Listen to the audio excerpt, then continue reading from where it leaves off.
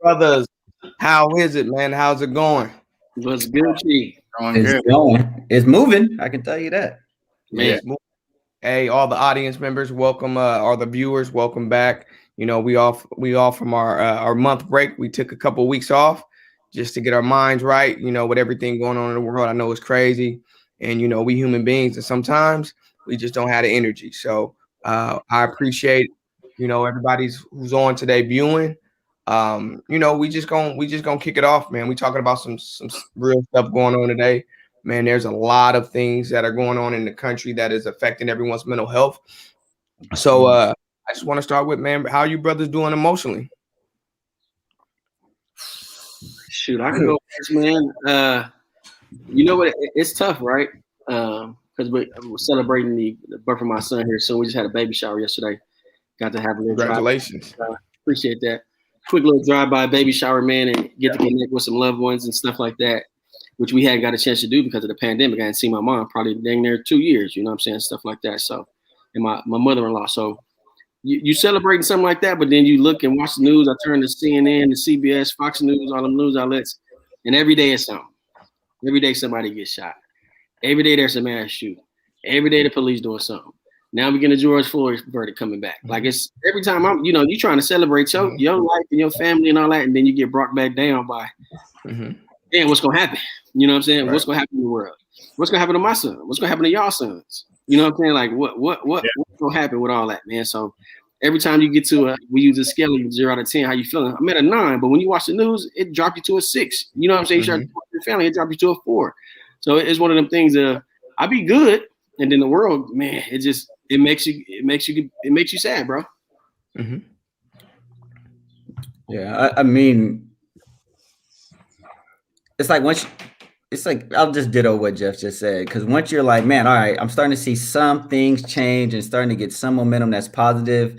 You'll read something, see something, you're like, all right, we back in the same situation. Ain't nothing changed. Is it still 2020? Still 2020 over here? It seems like it just got extended. So, man, to be honest, we always talk about how important it is to have those outlets, and as we're moving forward, those outlets are going to be needed more. I'm seeing more and more of just negativity. It's getting hard out there, man. It's getting real hard out there. Yeah, I mean, like we all saying, I mean, just like the title says, we sick and tired of being sick and tired, man. I'm just sick of this shit, and then we talk about it all the time. I got to wear multiple hats. I got a responsibility for, on both sides of the fence, and everybody's asking me questions, and it's always around, the topics of race and how that plays out and things like that. And I mean, it's just a lot, every time it happens. I know personally, I got to brace myself because people are going to call and say, hey, what did you think about? How do you feel about? So people in your community, how do they feel about? You know what I'm saying? I get it on both ends. And not only that, it's just that we're just tired of this shit in general. When is it going to stop? It's always a different example of some bullshit going on. Yeah, man, I know for me, personally, it's hard, man, because, I obviously work in the mental health field. So I'm hearing people's issues and their traumas and their problems on a daily basis for a living, and so you hear not only the issues that they have in their personal lives, you hear kind of how these things are affecting them. And, what people don't understand is a lot of us are experiencing secondary trauma. And what secondary trauma is, you experience the same symptoms associated with PTSD, post-traumatic stress disorder, from other people's experiences. So whether it's somebody who has narrated their experience to you, told you about what's going on with them, and now you start to take on the same problems, you can't sleep, you feel stressed, hypervigilant, things of that nature, or you see it on the news, right? So you see it on TV. And I think with us constantly seeing these things on TV, right? You have the Derek Chauvin murder trial going on right now, right? In which he killed George Floyd, and we all watched the video. We all seen it multiple times. You have that going on. You have the situation with Dante Wright, in which the officer Kim Porter or Potter was recently arrested for that case, right? And then you got these mass shootings. We had one in Boulder, Colorado. Guy walked into a grocery store and killed some people. You had the guy in Atlanta go to the different massage parlors and murder 8 people. And then you have the situation at FedEx in Indianapolis where a guy murdered some people. And there was another one that I didn't even know about that Jeff just mentioned today. And what happened, Jeff? So, but it's actually two, bro. It was one in Austin. 3 people got killed at an apartment building, and then there was another one in Omaha. 1 person was killed at the mall, and another one injured. So it's like, man, you can't go. Now that the world is opening back up, you can't even go enjoy it because you like, who got a gun? When you looking around, you on alert. Like, who got a gun in here at the grocery store? You know what I'm saying? Somewhere you go every day routinely, where you think you're just going out getting essentials, and it's like, man, the world is opening back up, and then now all this is going on. Yeah, and what's happening in you guys' state in regards to gun laws? Then they like become more lax. You don't have to have you don't have to up with the gun laws. You say what? I said Texas turning up with the gun laws. Yeah, it's like you ain't got you can walk around and it doesn't have to be concealed. So it's crazy out there. Yeah, you know what though? Let's pay attention to their numbers on that one though, because I mean it's I'm telling you, I see them all the time walking around with that gun on the hip. It's just what I'm saying. Like, I mean, I'd like to see how you guys' numbers compare because I haven't checked it out or researched it as far as like stats when it comes to shootings and different things like that. When you're you're walking around and assuming that everybody's damn near carrying at this point, like does that have an effect on how stuff plays out? I don't know. I'd like to see the stats on that though. Yeah, I see what you're saying, but I was just saying in general. I don't want that flack. They see me with a gun on the hip. What you doing, bro? It ain't the same for me. Right. It ain't the same for me, so I'm a conceal. I got a license to conceal. But it ain't the same for me. I can't walk around like the Wild Wild West. They can, but I don't even want them problems. And that's the unfortunate thing. I mean, I think that particularly what we're seeing with everything going on, these mass shootings, not to mention these murder trials. I think we're at a point, man, where we're starting to just get. We're starting to get fatigued and all this craziness, this killings, these shootings. We see in situations where justice is not being served. When there's clear evidence of something done, and that's the problem, man, that I have. With our legal system, and maybe we have to bring in one of our attorney brothers back in on this discussion at a later date. Is man, right? You either did it or you didn't do it. All that stuff that goes on in the gray area, you either did the crime or you didn't do the crime. Now, the lawyer may come in and be able to argue why you should get lesser time or not. But when there's video evidence showing us that what happened, we don't need to go through 2, 3, 4 weeks of trial. We can see what happened, right? There's so many African-American men and people of other races as well that have been locked up in jail simply off a witness that said that they seen him do it with no other evidence, no DNA, no video, no nothing, right? But for some reason, we have a hard time locking up people in jail when we have video, whether it's the situation in Georgia or these, different police shootings. And I'm not even necessarily picking on police officers in regard in this because some of the officers that I talked to was more disgusted by the George Floyd situation than anything, right? Mm-hmm. So it's not necessarily that. Is okay, if there's justice, then there's peace.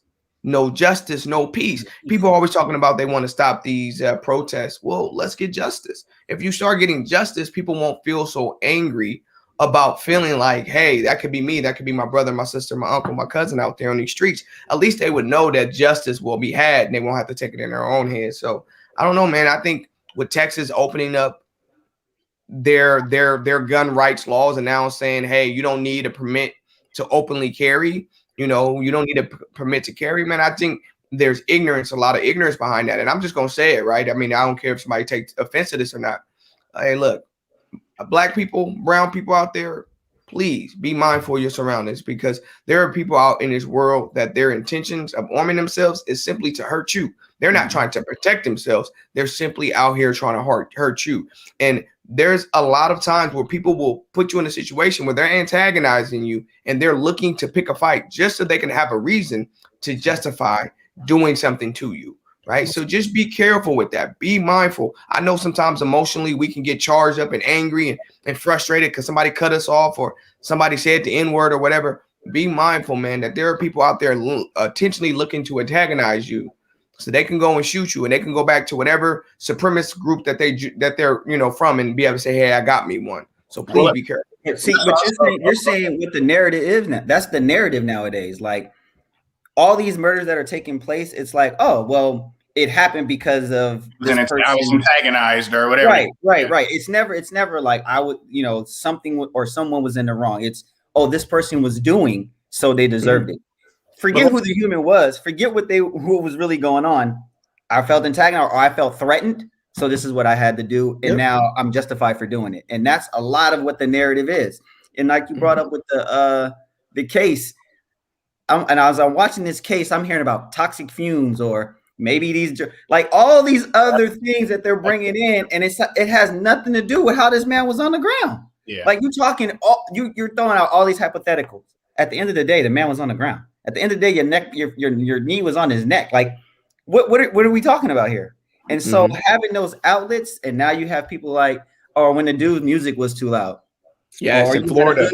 Yeah, you had a hood on. Or again in Florida. Yeah.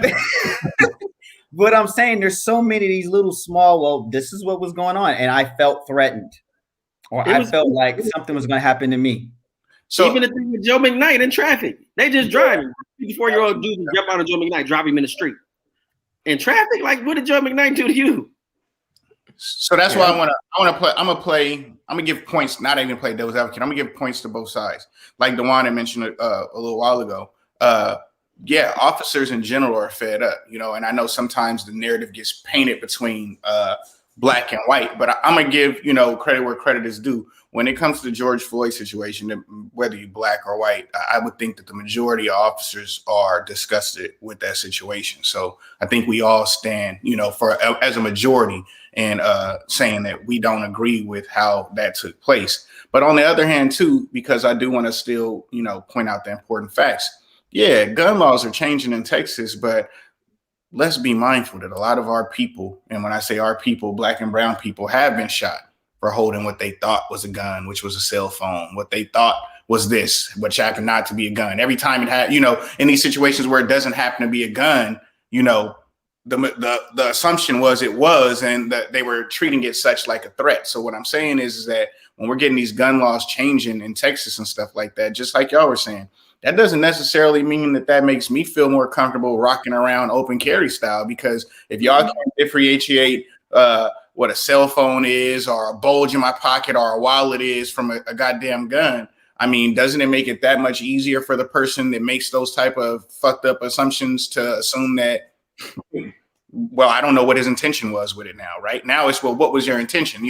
That's like a double-edged sword type of law, especially when there's a group of people that feel set back and marginalized based on our experiences and how we have lost people in our culture because of that. Mm-hmm.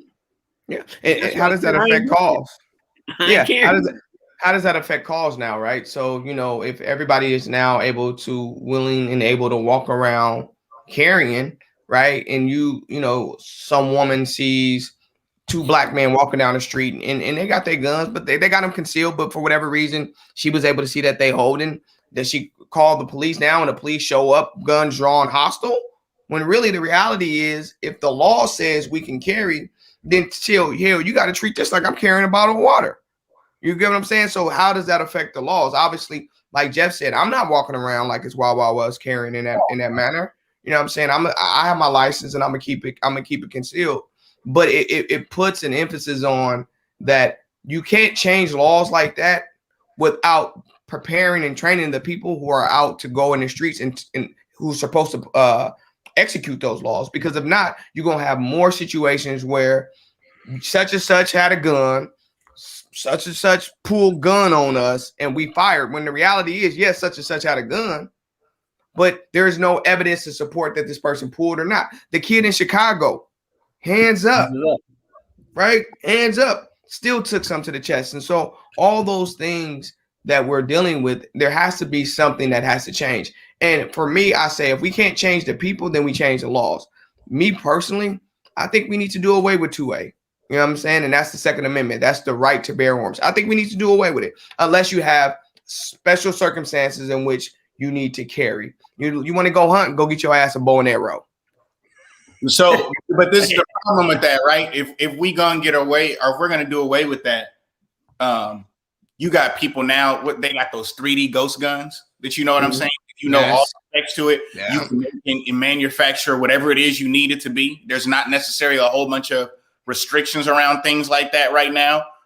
You've got a whole bunch of people that are just holding guns that aren't supposed to. Like, there's never going to be a way to get everybody to give back their guns. So why should, you be the person out there bringing the knife to the gunfight? You know what I'm saying? Like, that's my issue with that, is that we're so far deep in this, how we want to recommend. I mean, or we want to amend guns and different things like that, different policies that are being recommended. But the bottom line is this: it ain't going to be no give back the guns. I do disagree with you, only for the simple fact that there's too many guns out there. There's too many people that know how to get away with different styles of manufacturing, that I'll never feel comfortable believing that we're all on a even playing field, where it's either you catch the fucking fade or you get stuck with this knife. You know what I'm saying? I just don't believe that we'll ever get a chance to go back to that point.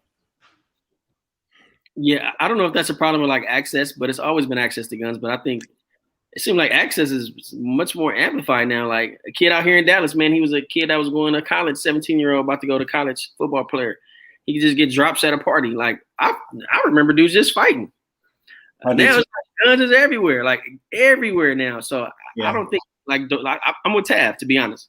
And I ain't pro guns, I ain't pro whatever, but I'm gonna have mine when it's time. You know what I'm saying? So it's one of them things of you stay ready so you ain't got to get ready. And I don't think, even with the laws changing, people with power ain't giving their guns back. Yeah, I mean, Paris was just talking about that on the phone the other day about, what I carry on my duty belt and, how I feel about, drawing my weapon opposed to not drawing my weapon. We had a cool little conversation about that one. I mean, is the guns is going to be there. I mean, we just, it is what it is. Guns is going to always be there. But I think what it needs to come down to, and it's going back to regulating and actually enforcing who is grabbing a gun. Of course, you're not going to be able to get them all, right? You're not going to be able to stop that manufacturer or stop people from getting them. But at the end of the day, if they're doing their job and you find people who have guns and they haven't went through the proper protocols to have them, then there should be some like enforceable legal actions that take place that are pretty strict. On top of that, maybe you look at how bullets are given to manufacturers to get guns. Of course, they still gonna get out there. People still gonna find a way to get their bullets. But at the same time, when you find individuals who have bullets or have guns that's not supposed to have them, it should be a very strict like slam on those individuals having. I think that's the best that we possibly can do. Because as you guys are saying, I don't think people who are in power are ever going to be like, I'm giving back my gun. Like, I don't think that's ever going to happen. The thing that and the thing that's going on in my head is that I think after a while, and this is kind of scary, and it's just my thought, that we're going to start becoming so desensitized to what's been going on. And you're seeing so many minorities, and now that it's so public by the phone, minorities going through these situations. And as Jeff just pointed out, and as Dewan, you just said, man, I didn't even know that these three things happen. After a while, I think people are going to be like, oh, it's just another murder. Okay. Oh, it's just another killing. Okay. And so that trauma that you're talking about and all those other things starts to becoming normal. Like, oh, there's been another shooting. Oh, there's always a shooting. So we're good. See, it's going to start going to, well, how many people now are dying? Not that people are, well, how many actually died? So I agree with you, though. I'm really like, our world is really going to just be like, oh, shootings, they happen. Or black males, they die. Well, that's what happens with black males. It almost becomes like a very regular narrative. And that's the scary part to me. I agree with Parrish, though. I feel like we're already there where this happens so much that it is being somewhat minimalized, right? Like at first I felt like it was the people that didn't really agree with the shootings or that weren't really in support of like the black people or in general that were losing their lives that were kind of like a little bit towards the nonchalant or minimizing the side. But now I'm starting to look at it and feel like it's happening like that on both sides, where even us as a culture and a people, the effect on it is not as much of a big sting or an impact because we are used to it, right? Like I've heard people even say when they're planning on trying to do certain events or do different things to bring awareness, they're like, okay, well, when the next one happens, like, how do you plan for that? Like, you know what I'm saying, for Thanksgiving dinner where you're like, oh, I missed Thanksgiving in Texas with the homies, but next year, I'll be there. It's like people have that built into their repetition on just daily life experiences where it's like, oh, I missed that one. Okay, I'll catch up on what happens on the next one. because they expect it to happen and they know it's going to happen frequently, you know, and like that's a scary place to be in, where we have wrapped our minds and settled around that and have learned to adapt our environment and how we carry ourselves because of that, right? Like we're not really making the impact to fix it, but we are adapting to that type of I guess lifestyle. That's the lifestyle. Yeah. Like people, somebody like talking to my son's about to go away to college and all this other stuff, and so now the conversation really isn't like we do say be aware of your surroundings, but now I'm also going back to, and this is like now back to like when our Jim Crow and all that. Make sure you're in a house at a certain time, or make sure you don't go to certain places at a certain time. Like it's not watch your surroundings. It's like, you know what, you got to limit your activities. You can't do in 2021. You know what? Come 10 o'clock, you probably want to be in a house. I don't care if it's, you know, y'all hooping at the gym and then gonna walk to the dorms. Nah, you should just be in your dorm by 10 o'clock. Yeah. Call it a day. Don't even do anything else. And that's messed up. That we have to now start looking at life like that. Pete, but that's a crazy conversation, right? Like I live in the South. You know what I'm saying? Jeff lives in the South, but we have to have conversations with people who are from California who were like, hey, it's probably not wise to go to school in the South unless you're in a big city, right? If you're in Austin or Houston or Charlotte or Atlanta, cool. But some of those colleges that are in like those rural areas where all it is the university, that's probably not a good look for you, because God forbid you get a flat tire on your way back to campus in the middle of the night, right? God forbid, you know, you get some friends and they want to take you to a barn party somewhere, and, you know, you're the only one that looks like you and something happens. God forbid, because we know that rural America, unfortunately, tends to be racist America, right? To a certain degree. And as a result of that, you can go out in these areas where you're just trying to be a normal American citizen, feeling like you're protected by the same rights as someone else. And not only will something happen to you, there may not be an investigation as to the regards of what happened to you. Young lady in Louisiana was missing and found in floating in the river dead, and they were like, well, we don't see any foul play. You don't see any foul play, she's dead.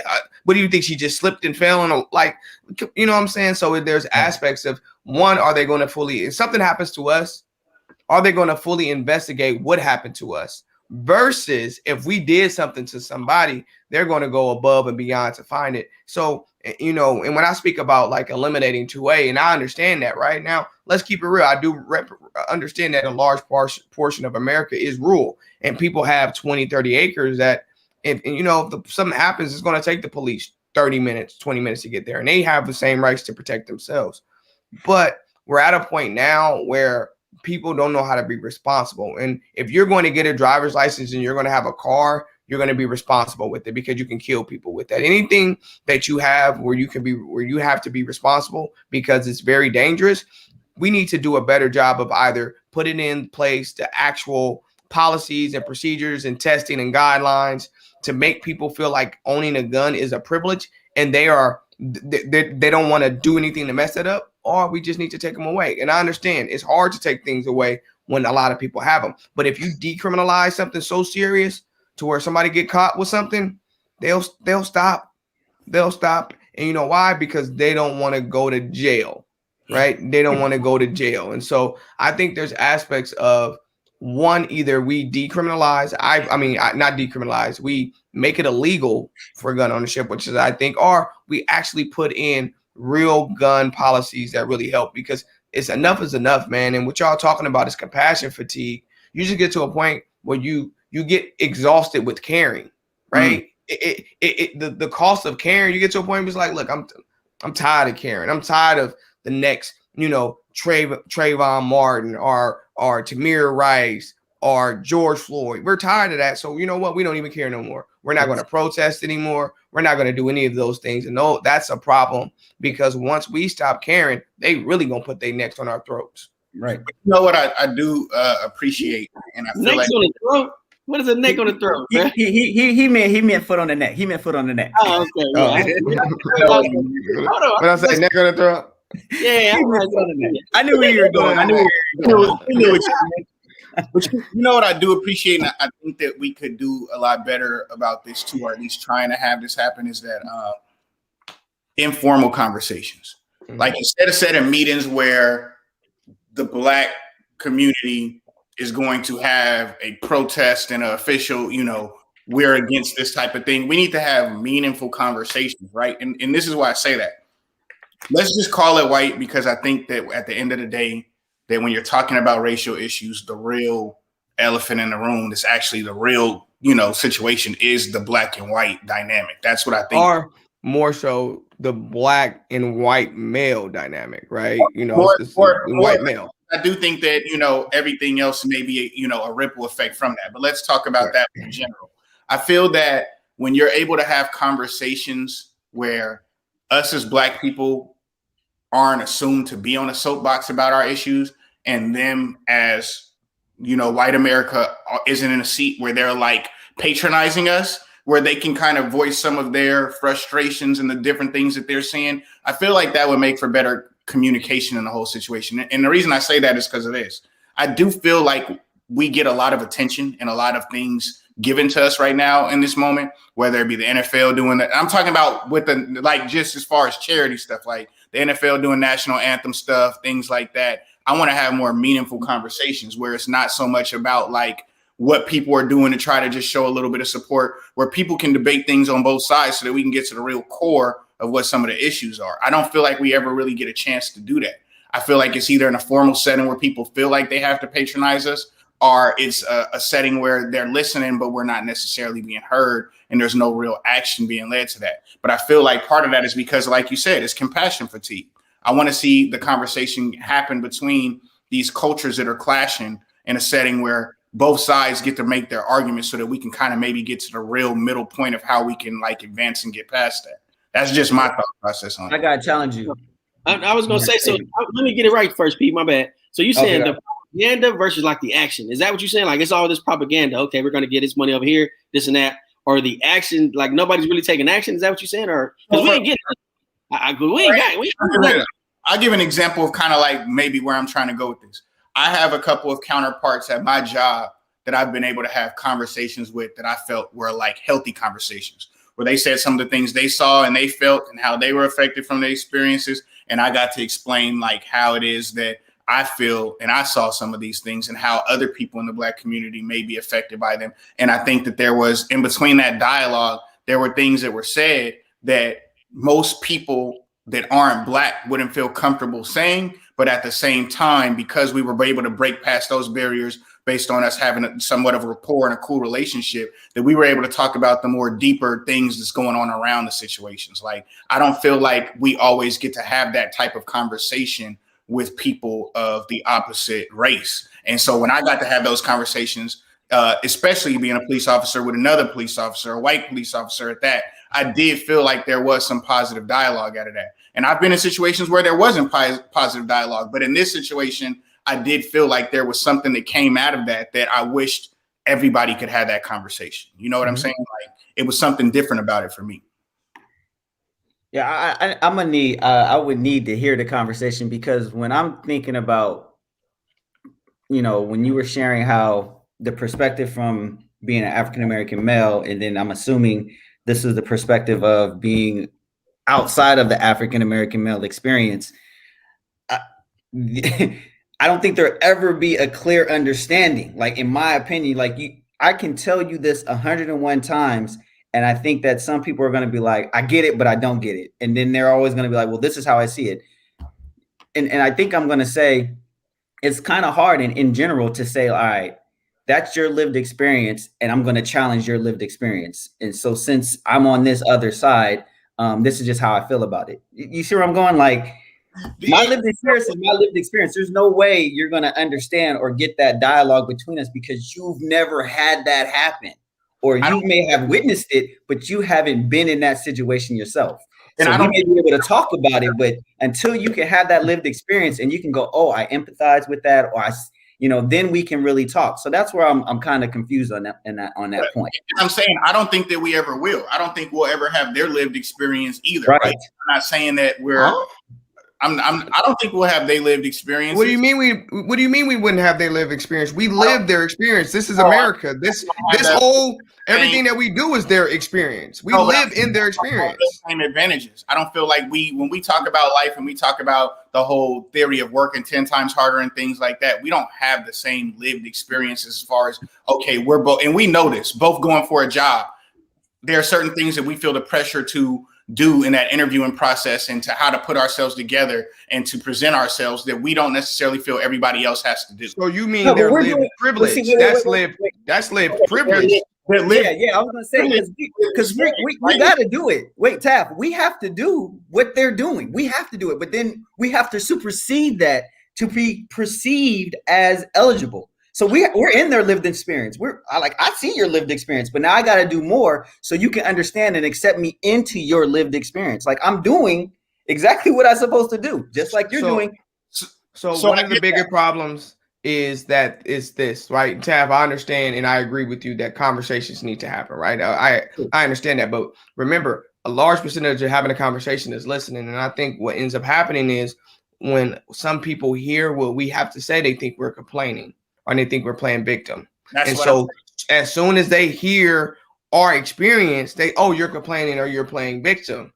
Unfortunately, we live in a country where most people don't jump over this side of the ship or on the side of the ship that I'm on is until they've been through something themselves or somebody close to them has been through something. And now they see, now they get it. So sometimes they lack that empathy for people from different backgrounds, right? They may have empathy for themselves.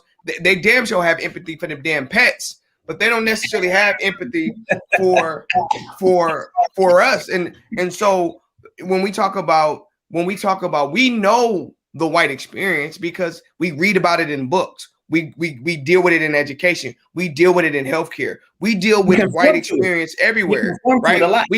We have to conform and assimilate it. They don't know our experience because they can live in a world where they don't have black people around them. They can live in a suburb with no black people, schools with no black people. They can work at a company with no black people. Literally, they can live somewhere in rural America, work at a Walmart, and not a single black person works there. That's not the experience from white people, for us black people.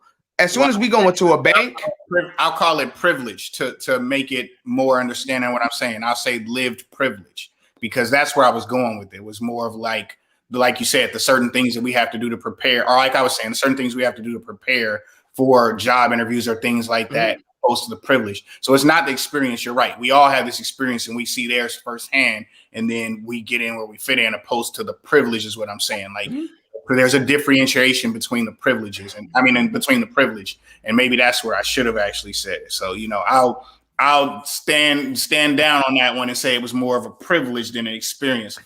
You right though about the conversation. I mean, obviously, but what happens? Does this need to be kind of debate style with a moderator to where, these people could talk and these people could talk, but we realize is this: if somebody don't want to see the truth, they not gonna see it. So no matter what you say to them, no matter what facts you give them, no matter what videos they watch, what they see, they only see you, me, Jeff, and P. They see us as threats, right? They see us as threats.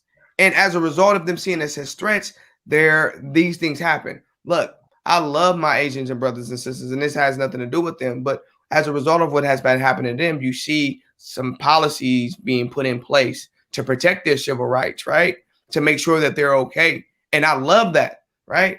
But on the same token, we as black people, we've been dealing with this stuff forever. And our policies should be robust. When there's a situation where there's a crime towards a black person, it should be viewed as a hate crime in a certain degree. Some of this stuff should automatically be viewed as a hate crime. Not, well, so what do you think? They just shot the kid who was running in a damn neighborhood simply because he was running in the neighborhood? They don't like marathon runners? No, they stalked him, followed him, and killed him because he was black. Automatically, that's a hate crime. You followed him because he was black. These Karens who calling police on black people ain't doing nothing, that's a hate crime. You need to start realizing that when you are dealing with African Americans, we've been suppressed and we've been suppressed and we've been suppressed. So until you guys decide you're willing to listen to us and you're willing to come walk in our shoes, you're willing to go protest, you're willing to go make some changes, man, I don't want to hear nothing you got to say unless you're willing to say, hey, what can I do for you? You know what's crazy? A lot of the trials that we see and the things that we hear during these trials, it's the person who did the crime and they're defending what they did to somebody who's dead and can't defend what was going on. Mm-hmm. You see what I'm saying? And that's what happens a lot. And that's why I think they don't see the bigger picture, because you're watching the trial and the person that died cannot talk about what they went through in that situation. And I think that's why they're able to just dismiss it, because they're like, well, that person's not here to talk about what really happened, so we don't have to pay attention to that. And that's the part that a lot of people don't get. Imagine if that person lived through the experience and was there then to testify what took place. I think that's when different laws and people will start to go, oh, snap, this is bad. But since the person that got killed can't talk now, it's kind of like, well, this is what, it was sad that it happened, but this person was justified for doing it. So blah, blah, blah, blah, blah. And I think that's where a lot of the miscommunication and the disconnection takes place. It's my honest opinion, because there's nobody there to speak for the person that's been gone. And the family can't get on the stand and say, this is where you messed up. And this is where, when my son was yelling, you didn't pay attention. It just doesn't work that way. And that's where I think a lot needs to change. Yes. So that's where I'll go. Yeah, it's tough, man. And especially like the dude is walking, all of us live in some pretty, I wouldn't say, I guess you could say affluent or nice neighborhoods. And imagine your son just out walking and he come home and say, man, this dude just pushed me. Army sergeant pushes his kid. He's probably weigh 145 pounds. Army dude pushes him because the young man says he's drunk. They're like, what are you doing here? You don't live in this neighborhood. What you doing around here? It's like, what are you talking about? I'm just going for a walk. I did nothing wrong. What gives you the right to say that I belong here or I don't belong here? Or what gives you the right to say, like, hey, you need to leave or continue to walk? Or what gives you the right to say you can't play at this park? Like, those are the kind of things that people need to see. Like, it's happening all over the place. This was in South Carolina, I think, last week. Mm-hmm. That's the kind of stuff where it's like, what was that kid supposed to do? This is a grown man, a buff old dude. And if that had happened to my son, man, I don't know what I would have did. But what can we do as a people if the other side of the table doesn't want to listen or even want to allow people in their neighborhood, like not even a conversation, they can't even be in the neighborhood walking. Like, how far apart?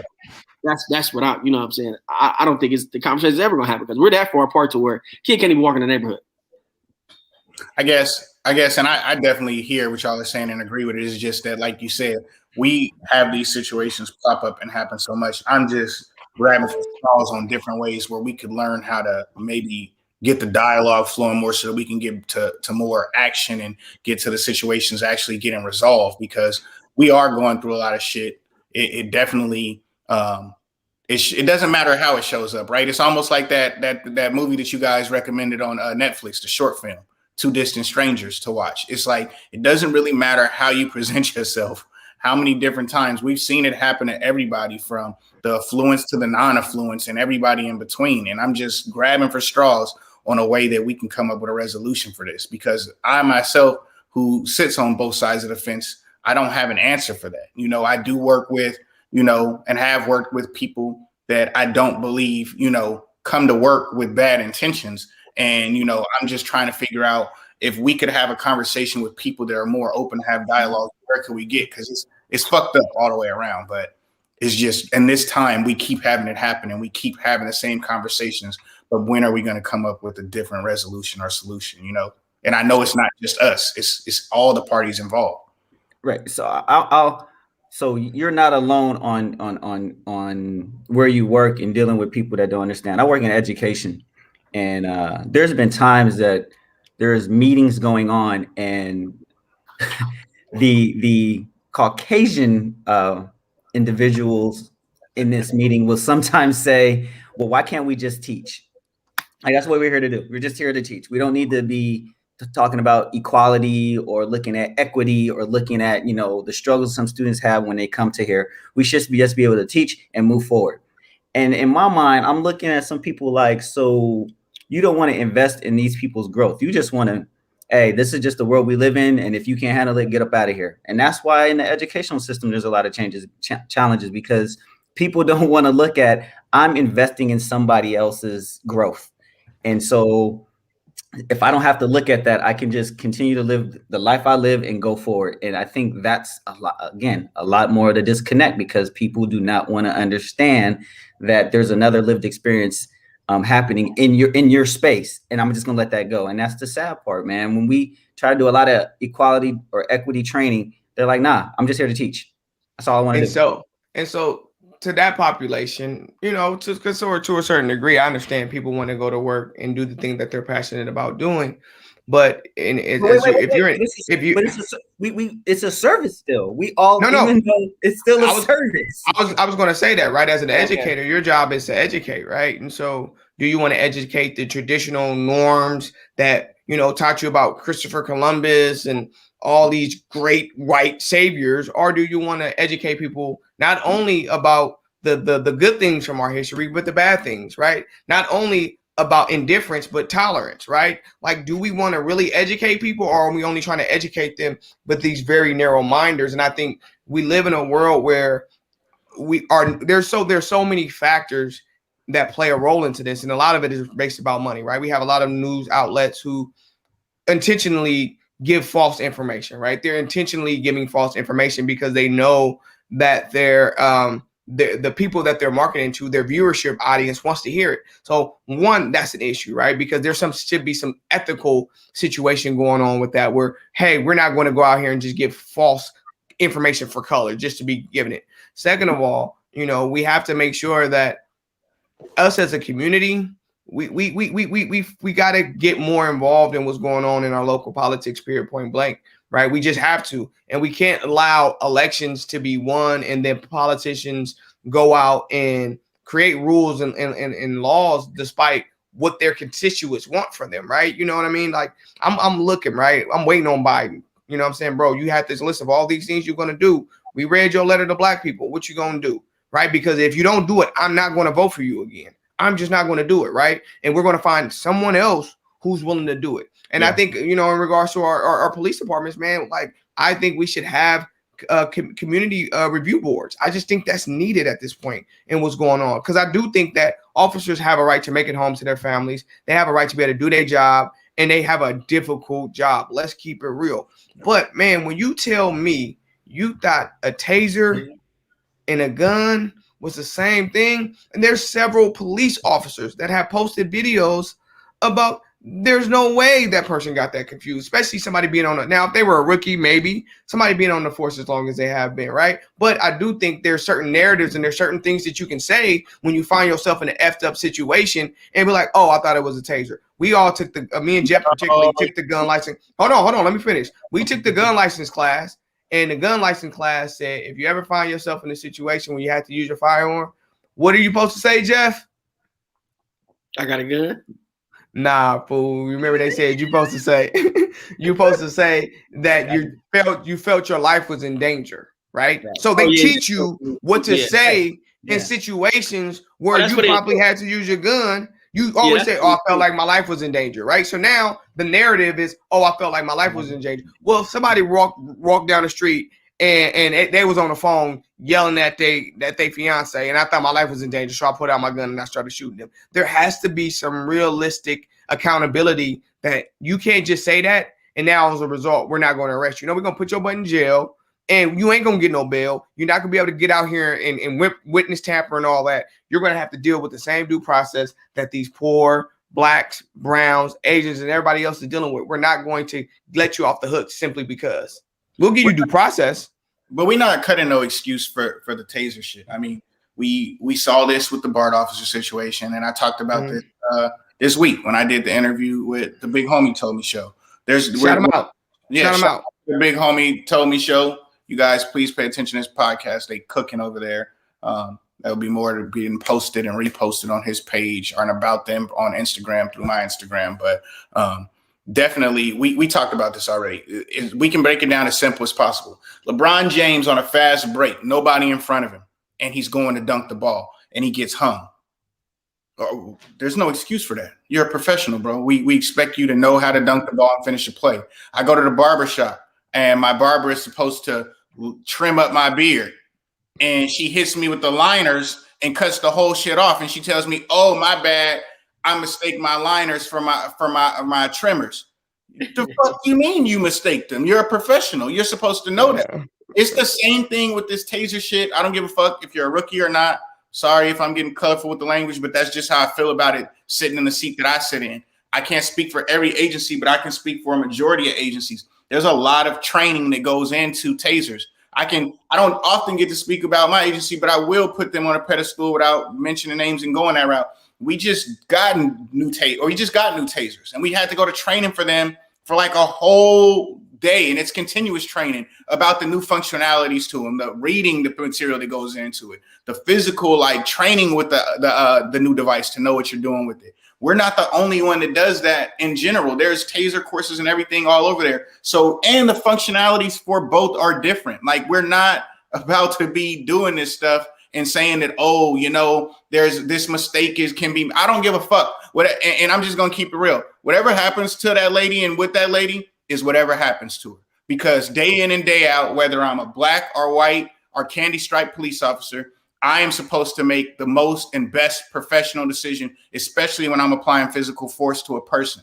And I don't give a damn what your years of service are. Once you decided to sit in that seat, you knew what it was. It's not no fucking office job where you get to bring a sack lunch and sit in front of a computer. It's a life or death job where you're going in to maybe save somebody or lose your life. Understand the materials that are put on your belt to do that. Understand the choices that you have to make out of your brain and how those functionalities are going to come out physically and how they're going to be perceived by the people around you. We're not fucking around with any of this stuff about, oh, you get a chance to make these mistakes. Whatever happens to you because you make that mistake, this is the job that you signed up for. It's life or death. And that could come with your life or the next person's life. So be sure that you're making the best decisions on both sides of the fence when you're in a situation like that. That's what you get signed up for, and that's what you get paid the big bucks for. That's not when maybe you're sitting around half your shift, but when you're not sitting around and shit gets heavy, somebody is trusting you to make a very, very critical professional decision. If you happen to slip up on that, it is what the fuck it is. Yep. I agree. But the thing about that with her tab, nobody else had a gun out, bro. Nobody else had a gun out. Nobody had nothing that was going to cause that boy harm. Somebody had cuffs. It was like had cuffs and stuff out. What you going for a gun or taser for it? It looked like he was already about to be put into the cuffs, bro. Like, why did you need to take it that far, even for a taser? And that, you know what I'm saying? Like, what did he do? Like, come on, man. Like, we talking about traffic stops and tickets, right? What did he do? Get him later. Get him later. You know where he live at. You got his ID. You know his name. You know all that. Get him later. Why you got to go to the fort like that? Like, even with the Army guy, he got a new car and a new truck. Why you got to go to a gun straight up the back? Gun for a truck? It don't make no sense to me. Like, for a traffic ticket, bro, just give it to him later. We ain't got to go that far to take your gun out and say I'm gonna bring you up to lightning, whatever the term to do use to say you gonna kill him. You ain't got to go that far. You ain't even got a pepper spray him. Just give him the ticket and go home, bro. Why you got to go that far for a truck? You don't even own the truck. That ain't your truck. It ain't a stolen truck. What's going on? It don't make no sense. And I think that's what we're talking about, though. That's where the frustration and the little bit of, you know, the fiery part of myself that I show right now shows up. For a majority of officers that I work with, we feel how you feel. You know what I'm saying? We're going to let that ride. Not everybody is overzealous to be like, oh, I got to get the bad guy because the bad guy did this. He got a warrant in the system. We know his name. We know his address. Okay. There's always misdemeanor warrant. Yeah. Oh, don't even talk about that. There was an agency that I worked to prior to my agency where you don't come wasting their time in lineup talking about you made a misdemeanor arrest. You know what I'm saying? Because they pride themselves on making arrests for felonies and big things, whether it's warrant or not. So you don't get a chance to make little peddly arrests like that because they're serious about what laws they're enforcing. So I'm just saying there are a lot of officers that feel how Jeff feels right now, where it's like certain situations, if it's going to get too hot, let it rock. We know he had on his fatigue, man. Come on, bro. Dude, he got on his fatigue. He's in army attire, in military attire, bro. You can't give respect to the military?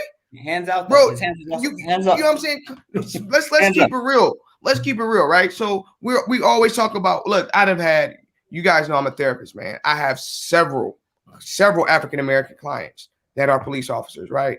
That don't feel they're treated like they're police officers, right? They're not given the same respect that you're supposed to give police officers, right?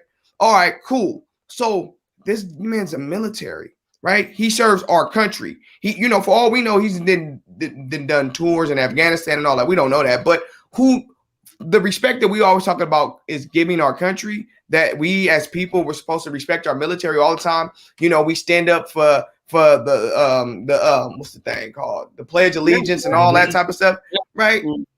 So you didn't give that man enough grace to say, hey man, we got a situation here.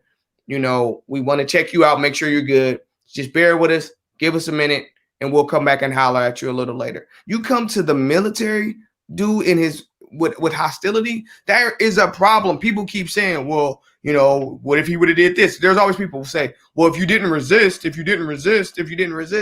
there's a problem with the people, man. Some people say there's a few bad apples.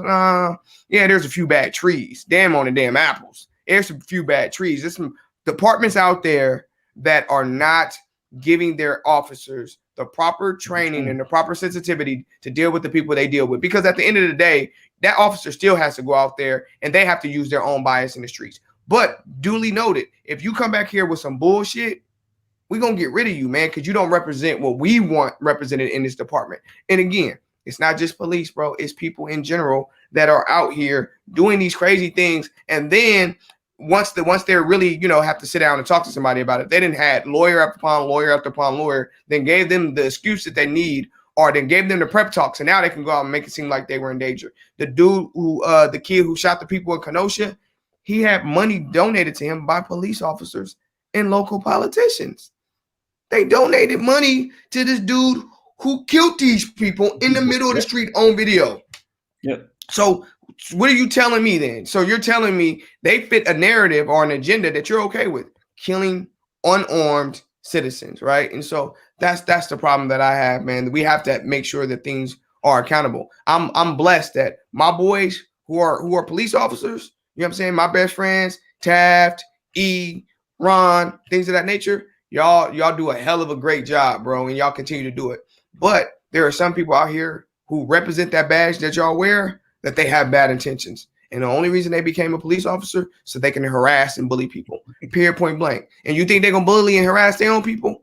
Hell no, they're not going to bully and harass their own people. They're going to bully and harass us because they know that union is going to stick by them 100%. They're going to coach them up what to say.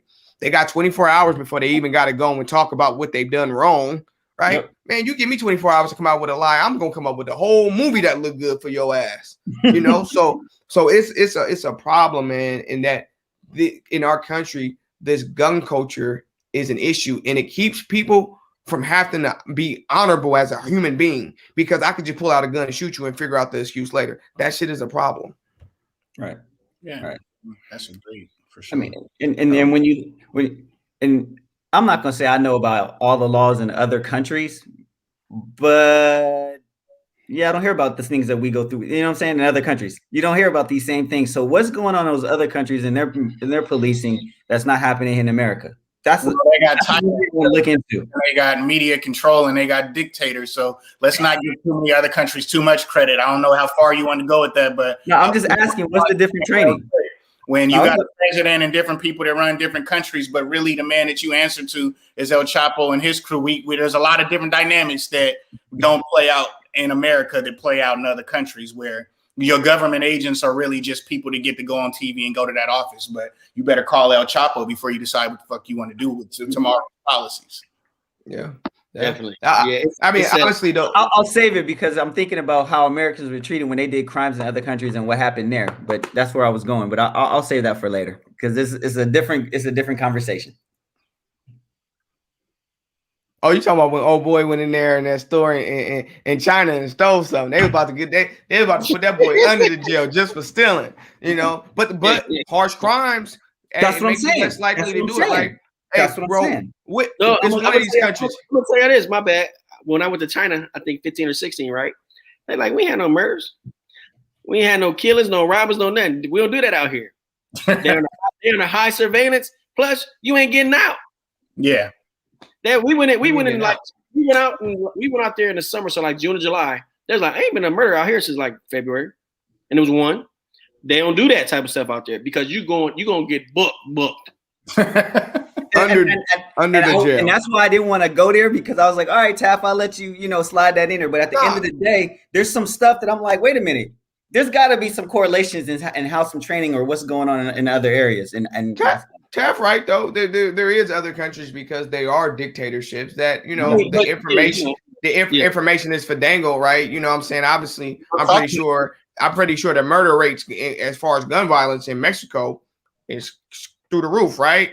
Obviously, I seen a chart the other day that said we had like 30,000, 40,000 gun killings, and then Canada had like 500, and some other countries had like a couple dozen, and then China had one, right? I seen that, but I don't know. I seen it on Vice News. Shout out to Vice News. Vice News do some great stories. Vice, that's where I watch the news at. If you're gonna watch Vice, Vice, NPR, or PBS NewsHour. You know what I'm saying? They just gonna give you the facts, right? But Vice did a story on it's one of the countries in Asia. It was either China or Japan. I think it was Japan, and they had like a character. Like they had this machine that determines your character. So like, were you good at paying your bills? Had you committed any crimes and things of that nature? And you were giving credit based on your character. And if you had bad character, you couldn't live in certain areas. You couldn't get certain jobs. Like it was literally like a credit report, but based on your character, man. And I was like, man, like although that's crazy, right? Hey. And we got to make an app, bro. Don't give them too much. We got to make an app. You gonna make an app. You got to walk up to people like, hey, put your face next to my phone. Let me check out your character. I'd imagine, man, there's some people that their characters wouldn't go to their defense if they seen that they had a character score as a D, right? This dude then falsely accused or falsely arrested 300 people and planted drugs on him. His character is a D plus. Oh, we don't need to defend that guy. He's a horrible guy, or things of that nature. Because what happens in our community is they label us as a gang member, right? They're gonna go back to a picture of me when I was 17. You know what I'm saying? Throwing up something, and they go like, oh, he's a gang member. Oh, instead of him, he's a therapist. He has a private practice. He's a very educated black man. They're not going to do that. They're going to try to create a character that is negative so they can use that as an agenda. So I just think that in other places, everybody has their problems. No country's perfect. By far, no country's perfect. But that whole, black people are acting like victims. Black people, they're always whining. Black people, they can just leave this country. Why I need to leave the country? I was born here. I pay just as much taxes as you. In some cases, even more, because I'm a business owner. You know what I'm saying? That's not the issue. The issue is when privilege is challenged, privilege fights back. And the way privilege fights back is they do whatever they can to keep you from having power. We look at voter suppression laws being ramped up since Georgia. Georgia's made some new laws. Texas made new laws. They're making it harder for people to vote. So when it's all said and done, man, we just got to start holding each other accountable as brothers and sisters around the world, regardless of skin color, and really holding each other accountable. Not know, well, he on my side, so I'm gonna defend him regardless. You do something wrong, I don't care if you black, bro. You was wrong for that. You should have did that, and I'm not defending your ass. Yeah. No, but when you brought that up, it made me think about what Paris was talking about earlier. I hate when I sit in settings with people and they're like, no, if you just work hard and do the right thing, then everything will work itself out. Hell, you made it. Okay, well, at two of the three agencies, out of the three agencies that I've worked for, actually even prior to actually being a police officer, I worked a little bit in this field before that. Out of the three agencies that I worked in, I've been in settings where it's only no more than 3 black people in the whole building. And that's mixed race, whatever. And I count it all, but I'm saying like more than 3 black people in the whole building. So you mean to tell me that out of the 3 of us that walked around this building, that I'm the only one from my culture that's worked hard, done the right thing, and presented themselves in a way that was deemed, accepting? Like, I'm sure that's not true. Like, there are some circumstances that we go through as a culture that limits that exposure to being, higher in certain fields and things like that. And I also think too, like, we got to start looking at people from a more well-rounded standpoint. Like, there may be a certain formula to what it looks like to be Black in interview? Is everybody else that doesn't meet that formula and criteria getting the chances that they deserve? Because if I'm the poster boy for what it should look like, which I try very hard not to be when it comes to police work, I try to come here every week and to challenge what the poster boy of Black should look like. But let's just say I was like, what about everybody else that doesn't fit my poster? Like, they need their opportunities too. Because if you think what I do is good, there are a whole bunch of people that come from different backgrounds, walk differently than I do as an African-American male that are probably a lot better. You know what I'm saying? I'm not the cream of the crop. I just have been around the system long enough to know how to work with it and around it. But I do think that there's a certain type of walking and talking duck that we're getting out of the Black community that minimizes the rest of the culture, that minimizes their opportunities and their chances, and also doesn't glamorize those that do have a comeback story. It's almost like America loves a comeback story, and it's cool to be like, I was a gangster and I used to sell drugs and I went to jail. If you're in entertainment or if you're in sports. But if you're trying to do something in corporate America and that was your background, if you're trying to do something in law enforcement and that was your background, if you're trying to do something in any other field that's not entertainment or sports, America don't love that type of comeback story. You don't meet that credibility test that Dewan was talking about. And I don't necessarily feel like that's fair. People do a lot of things based on circumstances and what options are left in front of them, you know, and we're not accounting for those that actually want to do better and can do better as well. Yeah, that's true. That's true. You know, I think that as overall, you know, we just got to continue to try to push the narrative, or push the conversation forward and do what we can. You know, obviously with all the stuff that's going on, man, it's hard. It's hard to sit and watch TV. It's hard to read the news. It's hard to read notifications, man, because you just get tired of it, man. And no matter how well I'm trained to be able to have, you know, mental fortitude and, you know, to be resilient and all that stuff, man, it just gets exhausting, right? And it makes you, like Jeff said, man, if some big dude walk up to my son and push him, and we're gonna have a problem. And we just gonna have a problem, because you didn't push him because you was in danger. You didn't push him because your wife was in danger or you was in fear. You pushed him because you felt like you can do it and you can get away with it, and there's not going to be any consequences. So, you know, that's the problem, man. If y'all got anything that y'all want to say to people before we go ahead and jump out, man, go ahead and let the people know how you feel. I'm gonna keep it short, man. Hey, man, I'm gonna keep it short, bro. That's my belief, man. Just try your best to be a good human. We all got afflictions. We all got problems. We all got stuff that we go through, and that's okay. But just try your best to be a good human, bro. Don't go out there doing them out of malice. That's the difference. Like, people going out here doing stuff out of malice versus actually trying to go and be a good person. I gave him a pay stuck in my shoe. My bad, bro. God, dog, my fault, bro. Let me throw you something to get that clean. I spilled my drink on you. Let me go ahead and pay for your cleaning thing. It's not a fight. You know what I'm saying? I'm not doing anything out of malice. And I think we should all try to do that, man, because what's happening is people dying over the simplest stuff. Man. That boy had a traffic, he had a misdemeanor warrant or whatever that boy had. Can't make it home to his family, 20 years old. It's sad, man. And it's unfortunate. His family got to go through that. It's unfortunate. We got to even see it and experience it. And not just for him, it's for everybody. It's for everybody, man. So just try to be a good human. That's it. And subscribe to Braspective. YouTube, Instagram, all the above. I would say first, appreciate people for tuning in. Appreciate people for giving us their feedback. Please continue to engage with us on YouTube, on Instagram, and in whatever manner that you're seeing this. But the second one is, and I'm gonna say what I always say: we only live this life once, man. So make it the best that you can. I mean, shoot.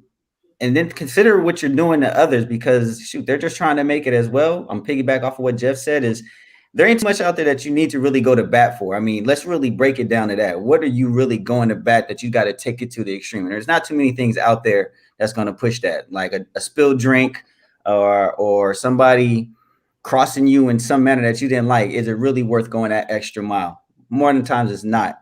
But then the other side of things is what we started on is, man, wrong is wrong. And a lot of times, some of the things that we're witnessing that people are experiencing, whether it be deaths or whatever, it's just wrong.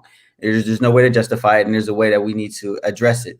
Hopefully one day our society can get to that, and we can really have those kind of conversations. When you fucked up, and just accept it and keep it moving.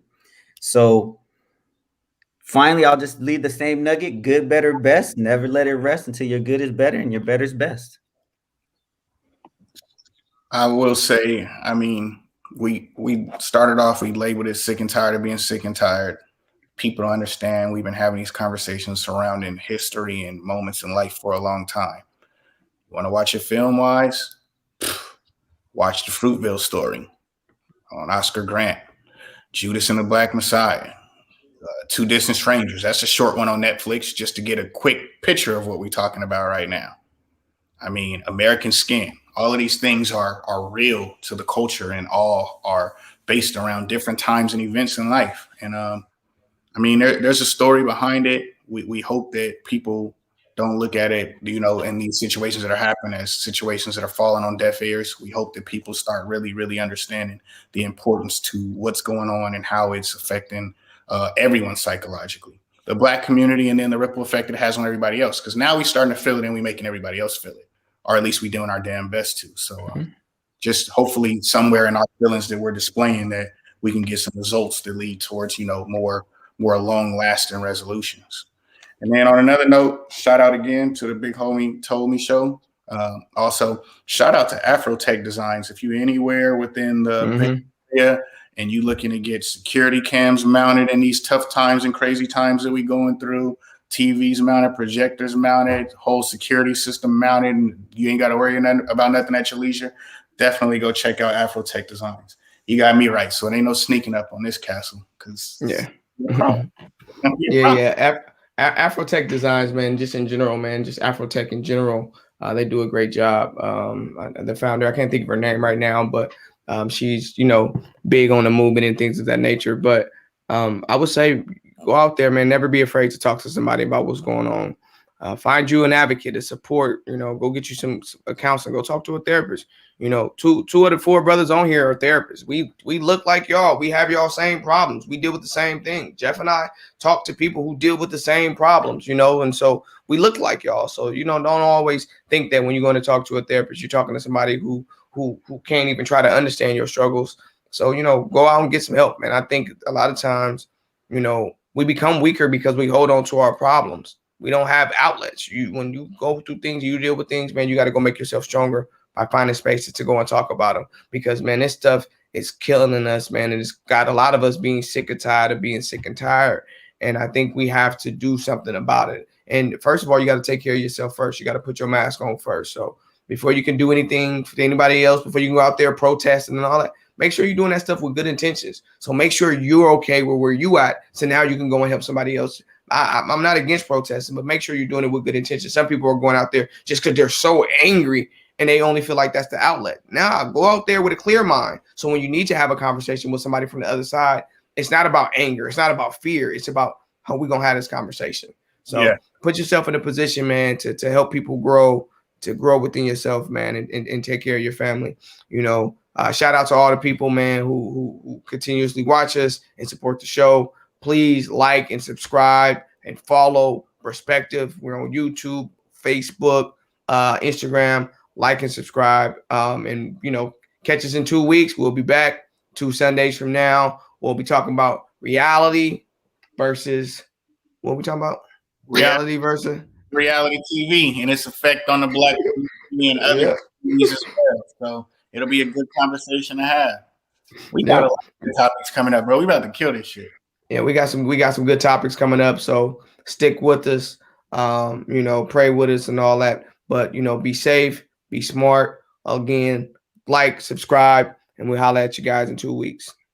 Yay!